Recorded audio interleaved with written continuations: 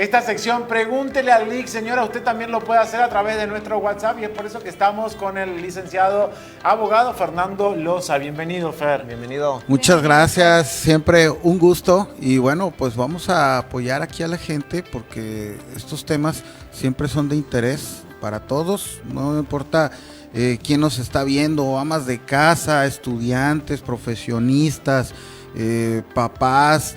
Todos tenemos un problema legal, claro, y todos necesitamos estos consejos. Entonces creo que aquí es un espacio adecuado para poder apoyar a la gente. Fer, ¿y qué pasa cuando hay un conflicto que tenemos que resolverlo a partir de lo legal y a veces no sabemos cuáles son los puntos a dejar en claro, a debatir, cómo llegar a acuerdos, ¿no?, con la otra parte?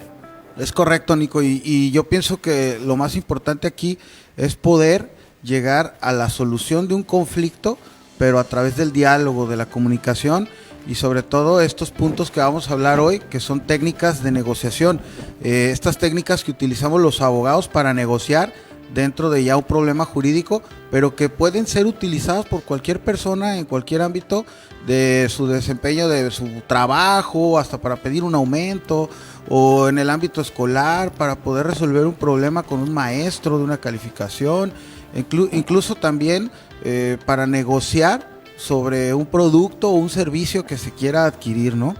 Y bueno, estas técnicas de negociación nos ayudan a nosotros los abogados. ¿Por qué? Porque hoy por hoy, el ser un profesionista, pues tienes que tener esa capacidad de argumento para poder solucionar un problema a partir de una negociación y no de un conflicto, de un litigio ya que se vaya a un problema mayor. Y el primer punto del que quiero hablar son las relaciones. El primer consejo es, en las relaciones, cuando hay un conflicto, separar el problema de las personas. Muchas veces el problema no son las personas. Entonces pensamos que cuando nos sentamos a ponernos de acuerdo con alguien o cuando tenemos un conflicto, nos tomamos las cosas personales y ¿qué es lo primero que hacemos? Pues vemos a la otra persona como un enemigo y no la vemos como una relación que debemos preservar a futuro. Entonces la negociación tiene que partir del primer punto, separar a las personas del problema. Y una vez que separemos a las personas del problema y entendamos que las personas con las que nos vamos a sentar a ponernos de acuerdo, que estamos en conflicto, no somos enemigos, ya de ahí podemos partir al siguiente punto, ¿sí? Fer, la negociación, digamos que es óptima cuando no se llega ni a litigio, ni hay demanda, digamos que se puede finalizar antes y llegar a un acuerdo antes de que haya algo más extremo, ¿no? Alguna medida más extrema. Pero ¿qué pasa?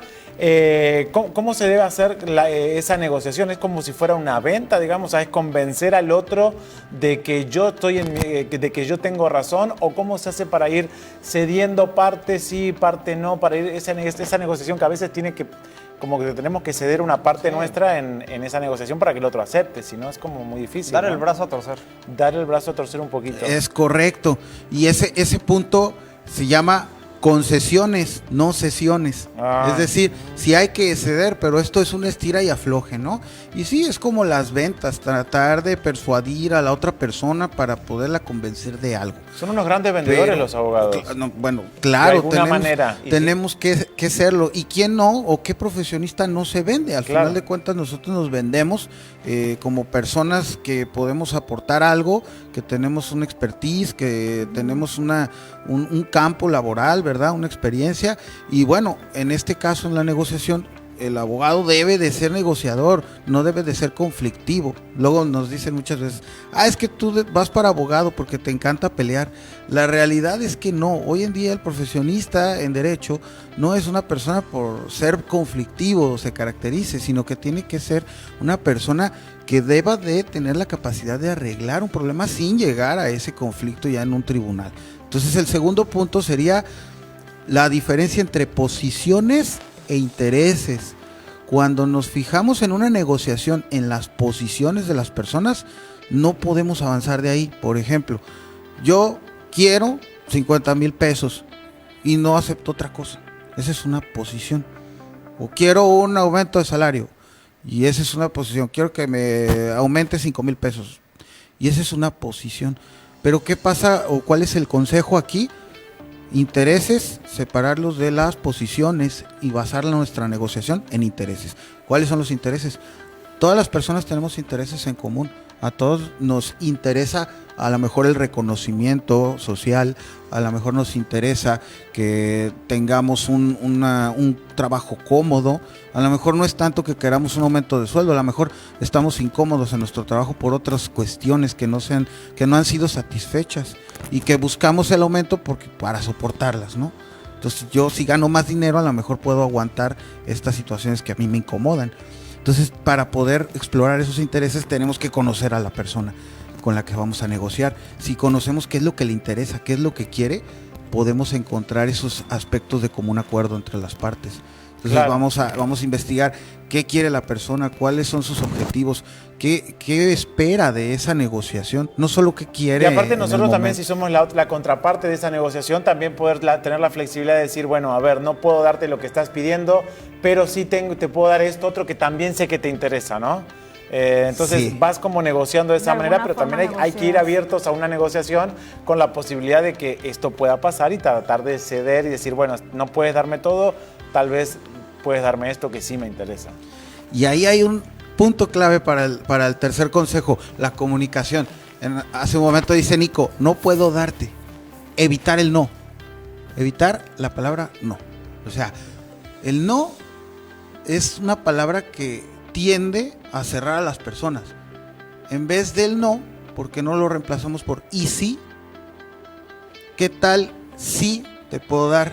Eso mismo enseñan en ventas, ¿eh? Y entonces quitamos el no, evitamos a toda costa el no. Exacto. Para no tener a la otra persona con una mentalidad de que me estás diciendo que no. Que no, exacto. A la persona no le tienes que decir que no, le tienes que dar opciones. Por eso la negociación se sustenta en opciones. Al igual que calificar a las personas como diciéndole, eso lo estás haciendo por ambición, o eso es porque eres un egoísta, o por cosas así, ¿no? Eso hay que evitarlo. Eso es tomarlo personal. Por eso decimos separar a la persona del problema. ¿Ok? Y esta comunicación, el mejor comunicador es el que escucha. Hay que escuchar y hay que leer, porque la comunicación no verbal también nos dice bastante dentro de una negociación. Entonces la comunicación es fundamental. Esencial. Fer, vamos a hacer una breve pausa, pero vamos a regresar para continuar hablando de este tema. Claro. ¿Te parece? Volvemos enseguida.